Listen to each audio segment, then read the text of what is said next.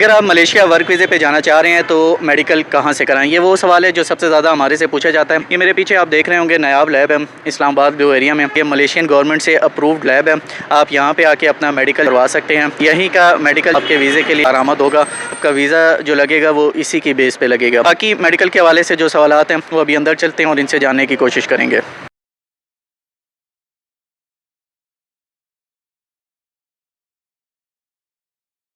अस्सलाम वालेकुम नाज़रीन, मैं सैयद शान नदीम गैमका ओवरसीज़ सॉल्यूशंस की एक और वीडियो में आप सबको खुशामदीद कहता हूँ। मलेशिया के मेडिकल के हवाले से आप लोगों के बहुत सारे सवालात आ रहे थे कि मलेशिया का मेडिकल कहाँ से कराएं, उसका प्रोसीजर क्या होता है, डॉक्यूमेंट्स क्या क्या रिक्वायर होते हैं। क्योंकि जितने सवालात हैं इंशाल्लाह उसको आज की वीडियो में कवर करने की कोशिश करेंगे। अली काज़मी साहब हमारे साथ मौजूद हैं। सर, सबसे पहले आपका बहुत बहुत शुक्रिया। मुझे पता है आप लोग मसरूफ़ होते हैं, फिर भी आपने टाइम निकाला है। मुख्तसर आपका टाइम लूँगा, ज़्यादा टाइम नहीं लूँगा। सबसे पहले हमें ये बता दें कि मेडिकल में डॉक्यूमेंट्स जो हैं वो क्या क्या रिक्वायर्ड होते हैं मलेशिया के लिए। Thank you very much. मैं आपका भी इंतहाई शुक्रगुजार हूँ कि आप तशरीफ़ लाए यहाँ पे। जी, डॉक्यूमेंट्स में हमें पासपोर्ट ओरिजिनल चाहिए होता है, शनाख्ती कार्ड ओरिजिनल चाहिए होता है, पासपोर्ट की 2 कॉपीज़, शनाख्ती कार्ड की 1 कॉपी एजेंसी का नाम, और उसके बाद वैक्सीनेशन सर्टिफिकेट हमें चाहिए होता है। मैं थोड़ा सा इस बात को वाज़ेह कर दूँ, कुछ लोग एक कार्ड लेकर आ जाते हैं, ये जो वैक्सीनेशन कार्ड जो बनाए होते हैं, बिल्कुल, लेकिन वो नहीं चाहिए होता। हमें बाकायदा सर्टिफिकेट चाहिए होगा, लेकिन वो भी हमें कलर प्रिंट में चाहिए होगा और कंप्लीट वैक्सीनेशन डोजेज़ के साथ।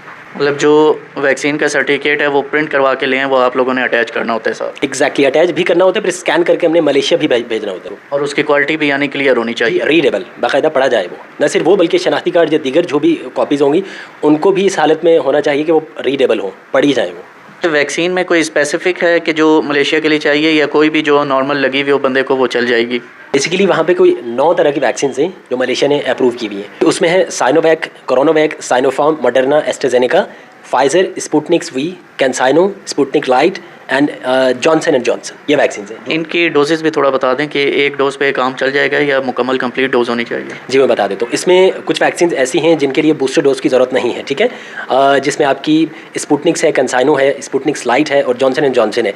लेकिन जो बाकी वैक्सीन है जो मैंने नाम लिया आपको बताया, उनके लिए ज़रूरी है कि इनका बूस्टर डोज होना चाहिए, उसके बगैर नहीं होगा, एक्सेप्टेबल नहीं। ये बूस्टर लगवाने के कितने दिन बाद आ सकते हैं? बूस्टर के बिल्कुल साथ ही, सपोज आज हमने बूस्टर लगवाई है और साथ ही आके कराएं। चूँकि कुछ लोग ऐसे आ जाते हैं यहाँ पे हमारे पास जिनकी बूस्टर डोज नहीं लगी हुई होती, उनके पास अवेयरनेस नहीं होती, इन्फॉर्मेशन नहीं होती, और फिर हम उनको भेजते हैं करीबी हॉस्पिटल में, वो वहाँ से लगवा के आ जाते हैं और उनकी हम प्रोसीजर फर्दर प्रोसीड कर देते हैं। इसमें एक चीज़ जो मैं ऐड करना चाहूँगा मेच्योरिटी ड्यूरेशन के हवाले से। फॉर एग्जाम्पल, एक बंदा है उसने सेकंड डोज लगवाई है, तो उसमें जिस तरह से साइनोवैक या साइनोफार्म है, इसके अंदर मेच्योरिटी ड्यूरेशन कोई भी नहीं है, आप ऑन द स्पॉट आकर करा सकते हैं। लेकिन मेच्योरिटी को थोड़ा आसान कर दें। मेच्योरिटी क्या? जी, मेच्योरिटी बिल्कुल आसान करता हूँ। मेच्योरिटी से मुराद ये है कि एक बंदा है उसने सेकंड डोज लगवाई है, उसके बाद कितने दिन मजीद उसने इंतजार करना है मेडिकल कराने के लिए? क्या उसी दिन करा सकता है या कुछ उसने इंतजार करना है? सिंपल कि उसने वेट कितना करना है। तो मैं आपको बता देता हूँ, ब्रेकअप है मेरे पास। साइनोवैक या कोरोनावैक, साइनोफार्म की भी नहीं है, वो आप करा सकते हैं आगे। मगर मॉडर्ना की जो है वो आपने आकर 14 दिन के बाद करा सकते हैं, सेकंड डोज के 14 दिन के बाद। ये याद रहे, बूस्टर की बात नहीं होगी। जब सेकंड डोज लग जाए उसके 14 दिन बाद आना है। एग्जैक्टली, 14 दिन के बाद।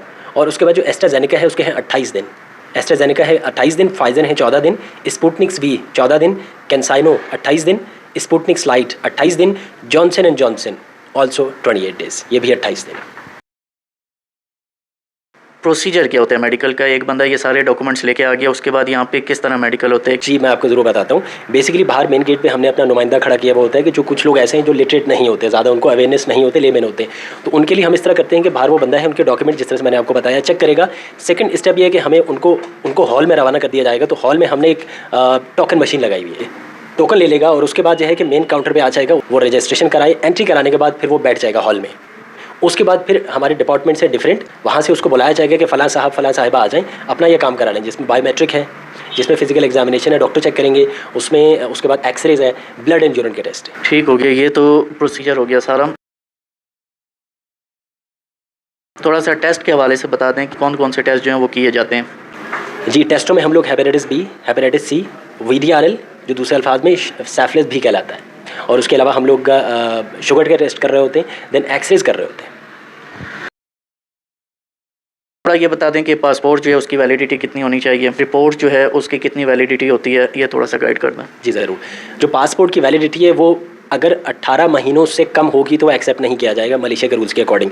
इवन कि मैं थोड़ा मजीद वाज़ेह करूँ कि न सिर्फ 18 महीने से कम, इनफैक्ट 18 महीने से एक दिन भी कम होगा और 18 महीने भी होगा, फिर भी एक्सेप्टेबल नहीं है।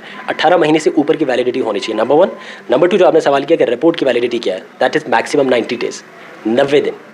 3 महीने। 3 महीने। कुछ लोग होते हैं कि जिनको माइनर प्रॉब्लम्स होते हैं, किसी की शुगर बढ़ी हुई आ गई, नॉर्मल ऐसी बीमारी हो गई जो मेडिसिन से विद इन अ वीक या मंथ सही हो सकती है, उसको भी अनफिट होता है। थैंक यू वेरी मच, ये बड़ा ज़बरदस्त सवाल आपने किया।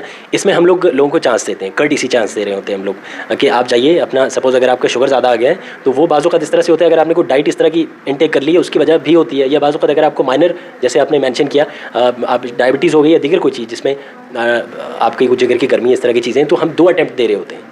आप डॉक्टर के पास जाइए, अपना इलाज कराइए, जो क्योरेबल डिजीज़ हैं, ठीक है, अपना इलाज कराइए, 1 हफ्ते के बाद दोबारा आइए। सपोज़ अगर आप उस वक्त तक भी आप रिकवर नहीं हुए तो हम 1 चांस मज़ीद देते हैं। मैक्सिमम आप 10-15 दिनों के अंदर आइए, ख़ुद को रिकवर करिए, तो ये जी 2 चांस मिलते हैं। चेस्ट एक्सरे जो है, इसमें क्या चीज़ें चेक की जाती हैं? क्योंकि बहुत सारे बंदे होते हैं जिनके एक्सरे में इशू आता है, वो कहते हैं हम बाहर से एक्सरे कराते हैं हमारा ठीक होता है, जब हम मेडिकल सेंटर में जाके कराते हैं वो हमारी कोई बीमारी निकाल देते हैं। जी, चेस्ट एक्सरेज इसके अंदर देखिए, एक तो उनके चेस्ट इन्फेक्शन हो जाता है, दाग धब्बे आ जाते हैं, और तीसरा ये है कि कोई लंग्स की डिजीज़, फेफड़ों की डिजीज़। एक चीज़ मैं यहाँ पे क्लियर कर दूँ कि एक्सरेज हम यहाँ पे परफॉर्म करते हैं, हमारा रेडियोग्राफर करता है, लेकिन उसकी जो रिपोर्टिंग है वो मलेशियन डॉक्टर करते हैं। डिजिटलाइज तरीके से वहाँ पे उनको भेजते हैं, वहाँ से रिपोर्ट होकर वापस आती है। अब इसमें एक्सरे में आपके हाथ में कुछ भी नहीं, जो रिपोर्ट वो भेजेंगे बस उसके अकॉर्डिंगली रिपोर्ट होगी। जी एग्जैक्टली। काफ़ी सारे लोगों के जहन में ये होता है कि ये जितने भी टेस्ट होते हैं मेडिकल में, ये फास्टिंग में होते हैं कि हम नॉर्मल रूटीन में जो आके करा सकते हैं, खाली पेट आएँ या किस तरह आएँ?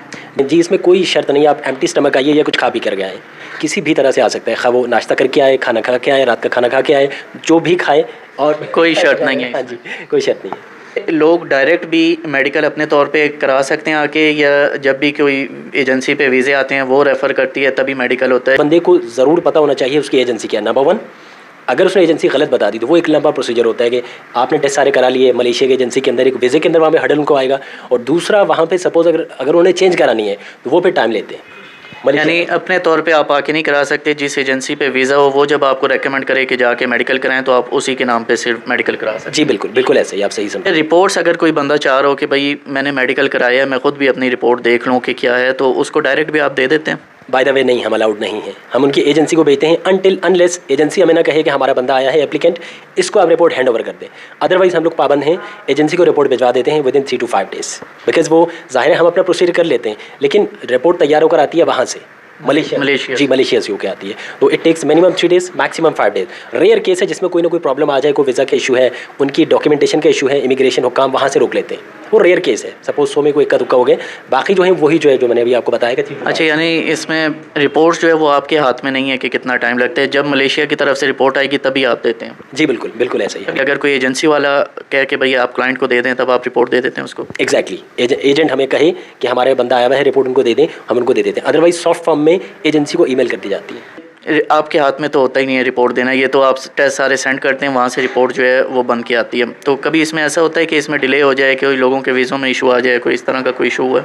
जी देखिए, ऐसे वीज़ा के अंदर कोई डिले तो नहीं हुआ, लेकिन as I told you before कि रिपोर्ट लेट हो जाती है अक्सर उसी वजह से, जिस तरह से इमिग्रेशन हो, काम को डॉक्यूमेंटेशन का प्रॉब्लम हो, वहाँ से कोई अक्रस हडल आ जाए। अदरवाइज ये है कि हम 3 to 5 days में दे ही देते हैं, लेकिन अगेन आई वुड से कि रिपोर्ट वहीं से जनरेट होकर आएगी, वो हमें अलाउ करेंगे सिस्टमेटिकली, तभी हम रिपोर्ट निकाल कर ईमेल कर पाएंगे मुताल्लिका एजेंसी को। वैसे अगर लेट हो भी जाए तो मैक्सिमम कितने दिनों में ये आ जाती है? हाँ, usually within a week. बहुत रेयर केस है, सपोज आप कह सकते हैं कि सैकड़ों में एक जो 15 दिन ले ले, 12 दिन ले ले, मतलब नहीं होता इस तरह, विद इन अ वीक आपकी रिपोर्ट आ जाती है? 100% बिल्कुल। फ्रॉड से बचने के लिए, क्योंकि आजकल फ्रॉड हर चीज़ में बहुत होता है, कोई इनका कोई पोर्टल वगैरह है जहाँ पे लोग चेक कर लें कि भाई ये एजेंसी वाकई रजिस्टर्ड है अभी जो हमें भेज रहा है या नहीं है? By the way I don't think so कि एनी सच थिंग एग्जिस्ट, लेकिन यह है कि जब वहाँ पे आएगा इदारे के अंदर, लेबोरेटरी के अंदर, तो वहाँ पे डाला जाएगा, उनसे पूछा जाएगा एजेंसी, तो हमारे पास मौजूद नहीं होगा। अगर रजिस्टर्ड नहीं है तो हमारे सॉफ्टवेयर में वो मौजूद नहीं होगा। यानी अगर फ्रॉड हो भी रहा हो, वो जब मेडिकल सेंटर में आएगा यहाँ पे कंफर्म हो जाएगा, रेड हैंडेड पकड़ा जाएगा। जब बंदा यहाँ पे आता है तो मैक्सिमम उसे कितना टाइम यहाँ पे मेडिकल में लग जाता है? क्योंकि काफ़ी सारे लोग होते हैं, जॉब्स वाले होते हैं, वो चाह रहे होते हैं कि 1-1.5 घंटे में हम फारिग हो जाएँ और अपने बाकी ड्यूटी पे जा सकें। जी, मोस्ट प्रोबेबली 1-1.5 घंटे के अंदर ही लोग फ्री हो जाते हैं, ठीक है, और मैक्सिमम रश भी हो तो मैक्सिमम 2 घंटे में बंदा फ्री हो जाता है। हाँ, it takes maximum within 2 hours free हो जाता है बंदा। मलेशिया के लिए कोई एज लिमिट भी है कि कोई बच्चा अगर कह जी मैंने मलेशिया जाना है काम करने, वो जा सकता है कि नहीं जा सकता, या कोई एजेड उम्र के लोग होते हैं वो भी जा सकते हैं कि नहीं जा सकते? वेल, इसके लिए एज की जो एक मियाद मुकर्रर की हुई है मलेशिया ने, वो है मिनिमम 18 साल, मैक्सिमम 45 साल, 18 से लेकर 45 साल की हो सकते हैं, इससे कम भी नहीं जा सकते, इससे ज़्यादा भी नहीं जा सकते। एंड में कोई लोगों को कोई मैसेज देना चाह रहे हो कि आने से पहले कोई डॉक्यूमेंट्स में कोई चीज़ें पूरी कर लें या कोई अपनी प्रिपरेशन करके आए मेडिकल के लिए? वो प्रिसाइज हम ये करेंगे कि जिस तरह से आपको डॉक्यूमेंट्स बताएंगे, ज़रूरी है बजाय यहाँ पे आके आपको एक वेट करना पड़े, दोबारा मसाइल आपके लिए खड़े होंगे, आप चाहें वहाँ अपनी एजेंसी का नाम पूछें, ये करें, उसके लिए ज़रूरी है कि आप घर से तैयार होकर आइए, जो चीज़ें आपको हिदायत दी हैं। नंबर 1। नंबर 2 ये है कि कोरोना से बचाव के लिए मास्क का इस्तेमाल ज़रूर करें, ये ज़रूरी है। ये मलेशिया के मेडिकल के हवाले से बहुत सारे सवालात थे जो हमने अली काज़मी साहब के साथ डिस्कस किए हैं और इन्होंने हमें बहुत रहनुमाई की है मेडिकल के हवाले से। मुझे नहीं लगता कि इनके अलावा कोई सवाल होगा जिसका जवाब है वो हमने नहीं हासिल किया होगा। अगर इसके अलावा भी किसी सवाल का जवाब कोई आप जानना चाहते हैं मेडिकल के हवाले से, आप हमें कमेंट्स में बता सकते हैं। हम इंशाल्लाह आपके तमाम सवालात के जवाब वो हासिल करके आपको देंगे और आपकी मुकम्मल रहनुमाई फरमाएंगे। इंशाल्लाह एक और नई वीडियो में एक और नए टॉपिक के साथ आपके साथ फिर मुलाकात होगी। तब तक अपने मेज़बान सैयद शान नदीम को इजाज़त दीजिए। अल्लाह हाफ़िज़।